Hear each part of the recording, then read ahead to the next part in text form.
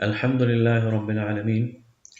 والصلاة والسلام على سيد الأنبياء والمرسلين وعلى آله وصحبه أجمعين۔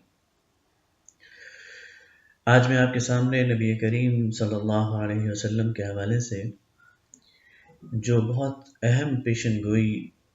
بائبل میں کی گئی ہے اس پر کچھ بات کرنے کی کوشش کروں گا۔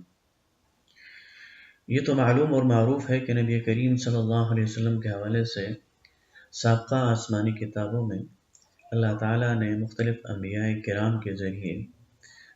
یہ پیشن گوئی فرما دی تھی، اور قرآن پاک میں بھی اللہ تعالیٰ سورہ صف میں حضرت عیسیٰ علیہ السلام کا یہ قول نقل کرتے ہیں کہ اذ قال عیسیٰ ابن مریم یا بنی اسرائیل انی رسول اللہ الیکم مصدقا لما بین یدی من التوراۃ ومبشرا برسول یأتی من بعد اسمہ احمد فلما جاءهم بالبینات قالوا هذا سحر مبین۔ تو اس میں بھی حضرت عیسیٰ علیہ السلام اپنی قوم کے سامنے نبی کریم صلی اللہ علیہ وسلم کی بعثت کا نام لے کر اظہار کرتے ہیں کہ میرے بعد ایک رسول آئیں گے جن کا نام احمد ہے۔ لیکن یہاں جو میں پیشن گوئی آپ کے سامنے رکھنا چاہتا ہوں وہ بہت ہی دلچسپ اور بہت ہی اہم ہے، اور یہ بائبل کے اندر جو کتاب ہے غزلات، غزل الغزلات، سانگ آف دا سانگس، یہ بائبل میرے پاس موجود ہے، اور یہ اس ایڈیشن میں جس کی جو پیج ہے وہ 658 ہے۔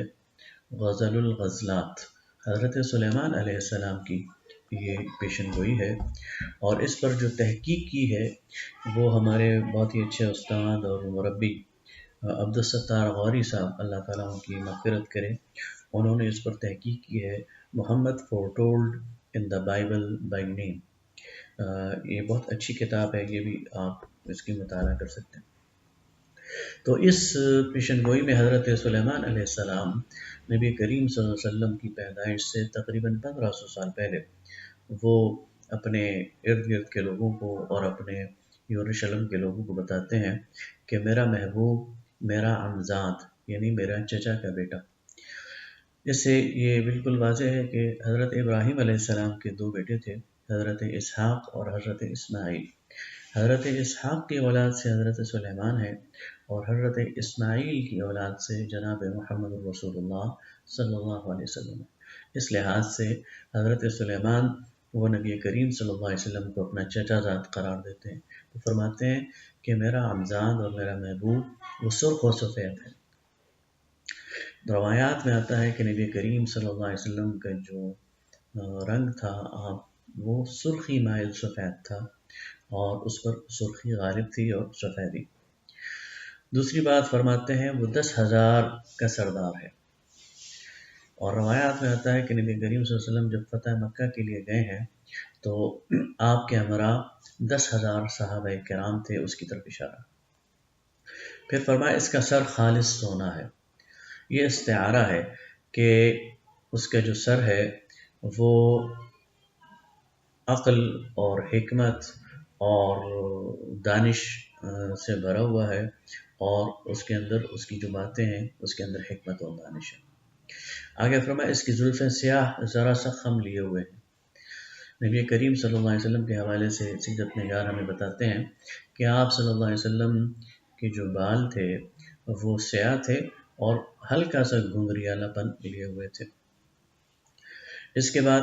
وہ فرماتے ہیں کہ اس کی آنکھیں ان کبوتروں کی مانند ہیں جو دودھ میں نہا کر لبے دریا تمکنت سے بیٹھے ہوئے۔ کبوتر کی آنکھوں میں سرخ ڈورے ہوتے ہیں، اور روایات میں آتا ہے کہ آپ صلی اللہ علیہ وسلم کی آنکھوں میں بھی سرخ ڈورے تھے، اس وجہ سے یہاں یہ تشبیہ دی گئی۔ اس کے بعد فرمایا کہ اس کے رخسار پھولوں کے چمن اور بلسار کی ابھری ہوئی کیاریاں ہیں، اور اس کے ہونٹ سوسن کے پھول ہیں جن سے شہد کی مٹھاس ٹپکتی۔ اس سے یہ معلوم ہوتا ہے کہ ان کا کلام وہ ازہد شیریں ہے اور مؤثر ہے جو سماعتوں میں رس کھولتا ہے۔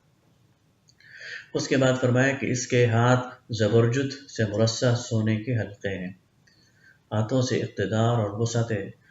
حلقہ کہ ان کا اقتدار اور ان کی جو قلم رو ہے وہ بہت زیادہ ہوگی، اور ان کا حسن انتظام جو ہے وہ بہت اچھا ہوگا۔ اس کا پیٹ ہاتھی دانت کا کام ہے جس پر نیلم کے پھول بنے ہوئے ہیں۔ روایات سے آتا ہے کہ نبی کریم صلی اللہ علیہ وسلم کے سینہ مبارک پر ایک ہلکی سی لکیر تھی بالوں کی، تو یہ اس کی طرف اشارہ۔ اس کی ٹانگیں کندن کے پایوں پر سنگ مرمر کے ستون ہیں۔ یہ اشارہ ہے کہ آپ صلی اللہ علیہ وسلم کے قدم جہاں بھی پڑیں گے وہ وہاں پر خیر اور برکت لائیں گے، اور وہاں پر ان کی وجہ سے خوشحالی آئے گی۔ وہ دیکھنے میں لبنان اور خوبی میں رشک سرو ہیں۔ لبنان برف پوش سرب فلک چوٹی کو کہتے ہیں، اور یہ اشارہ ہے کہ آپ صلی اللہ علیہ وسلم انسانوں میں سرب فلک چوٹی کی طرح ممتاز ہیں، اور آپ کا اخلاق اور کردار جو ہے وہ مثل کوہ گراں ہے۔ اور فرمایا کہ ان کا منہ ازبز شیریں ہے، ہاں وہ سراپا عشق انگیز ہیں، وہ محبت کے لائق ہیں، وہ تعریف کے لائق ہیں، ان کی تعریف کی گئی۔ اس پروفیسی میں اور اس خوشخبری میں اور اس پیشن گوئی میں جو سب سے اہم چیز ہے وہ یہ ہے کہ اس کے جو آخری لفظ ہے جس کا ترجمہ بائبل کے اندر اردو کی اس میں سراپا عشق انگیز کیا گیا ہے، اور جس کا انگریزی کے بائبل میں ترجمہ کیا گیا ہے He is lovely altogether۔ اس کا اگر ہیبریو لفظ تلاش کیا جائے اور ہیبریو بائبل کو دیکھا جائے، عبرانی بائبل کو، تو انسان حیران رہ جاتا ہے کہ حضرت سلیمان علیہ السلام نے عبرانی میں اس کے لیے جو لفظ استعمال کیا وہ محمدم ہے۔ آج بھی بائبل میں یہ لفظ اسی طرح موجود ہے، ہیبریو بائبل میں اسی پروننسیشن کے ساتھ محمدم۔ تو اس سے معلوم ہوا کہ حضرت سلیمان علیہ السلام نے اپنے لوگوں کو آپ کا نام لے کر بتا دیا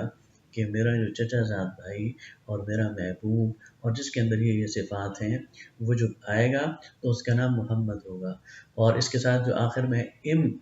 لگا ہوا ہے یہ وسعت شان کے لیے ہے اور آپ کی اعلیٰ مقام کے لیے ہے۔ تو یہ وہ پیشن گوئی ہے جو کہ بائبل میں نبی کریم صلی اللہ علیہ وسلم کے حوالے سے کی گئی، اور اس پر میں آپ کے سامنے بتا چکا ہوں کہ ہمارے استاد عبدالستار غوری صاحب نے بہت اچھی تحقیق کی ہے، اور خود میں نے بھی پھر اس شوق میں آ کر عبرانی زبان کے حروف تہجی سیکھ کر پھر جب اس کو دیکھا تو واقعی انسان کا دل جو ہے وہ نور ایمان سے بھر جاتا ہے کہ نبی کریم صلی اللہ علیہ وسلم کے حوالے سے اللہ تعالیٰ نے سابقہ کتابوں میں یہ پیشن گوئی کی ہے، وما علینا الا البلاغ المبین۔